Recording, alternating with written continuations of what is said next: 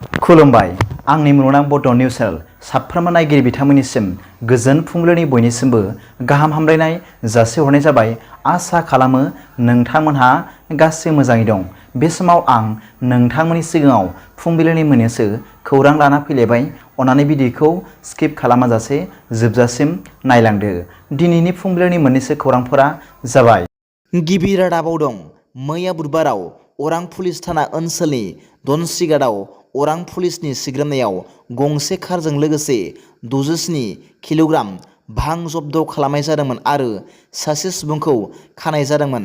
अरां पुलिस थानानि बिबानगिरि शरत चन्द्र कलितानि दैदेननायाव SIP Mrinal Thait, SIP Sumin Phumu, SI Jitendra Singh, आइजो पुलिस पिंकी तामुलीनि दैदेननायाव पुलिसनि हानजाया मोनसे स्रोद सुलुंनि बिथायाव लामायाव दंमोन। मिथिनो मोननाय बादिब्ला माजबाटनिफ्राय तामुलपुरसिम लांनाय समाव दनसिगादाव बांजों लोगोसे गंसे कार जब्द खालामनाय जादोंमोन।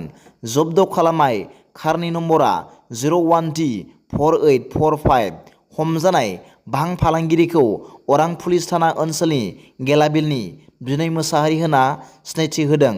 अरां पुलिसआ सिगांनिफ्रायनो जाथायनि सायाव नायबिजिरनायखौ जागायबाय। नैथि रादाबाव दं। लासित बसुमतारीनि गलिनिफ्राय मानै हालुवा मोसौ गोमादों। लासित बसुमतारीया जोबोर जिंगायाव, मानोना बे मोसौजोंनो आबाद मावनानै जायोमोन। चिरां जिल्ला 2 नं बेंटल गामिनि थागिबि लासित बसुमतारीनि न'निफ्राय सिनाय मोनै दुथां सुबुंफोरा थांनाय हरनि 12 रिंगासो समाव गलियाव खानानै दोननाय मानै हालुवा मोसौ खावना लानानै थांदों। सोरबाफोर आंनि मोसौखौ बहाबाफोर नुस'नानै आंनो फोरमायनो हायोब्ला 40,000 रां होगोन होननानै फोरमायो लासित बसुमतारीया। लासित बसुमतारीया फोरमायनाय बादिब्ला मोसौनि बेसेना खमैबो 1 लाख रांनि जागोन। लोगोसे मोसौनि गाबखौ माथिया गुबुन आरो मासेनि गाबखौ गुफुर गोजा कम्बिनेसन होननानै दुखुजों खौरांनि गेजेरजों फोरमायो। फोरमायहरनो थाखाय स्क्रिनाव होनाय जानबुं नम्बराव फोनांजाब खालामनो हागोन, जेरै 9954659058 नङाब्ला 9954584839 नम्बराव खौरां हरनो हागोन। थामथि रादाबाव दं। उदालगुरि जिल्ला खैराबारियाव UPPL राजखान्थिनि सुबुंगौमा हाबाफारिजों लोगोसे गेदेरथार जयनिं हाबाफारि। मख'नो गोनांदि मैयानि बे गिदिरथार जयनिं फोरबोआव UPPL राजखान्थि हान्जाखौ मोजां मोननानै UPPL राजखान्थियाव हाबफैनाय BPF हान्जानिफ्राय बांसिनै आरो गुबुन गासै सा 1580 मददगिरिफ्रा जयनिं जायो।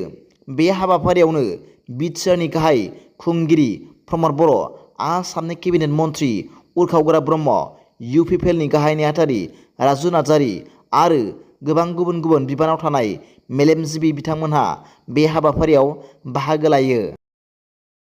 ब्रैथि रादाबाव दं। बर' हारिनि थाखाय मोनसे गोजोनथाव रादाब। आसाम सरकारनि लिटेरारि एवार्डआव बर'नि सानै लिरगिरिया सायख'जादों।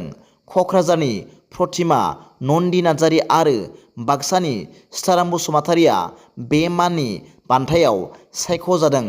मिथिनो मोननाय बादिब्ला हमेन बरग'हायनि 92थि जोनोम सान फालिथायजों लोब्बा लाखिनानै मुंदांखा लिरगिरि आरो सानथौगिरिफोरनो बान्था आरो पेन्सन होगोन रायजो सरकारा।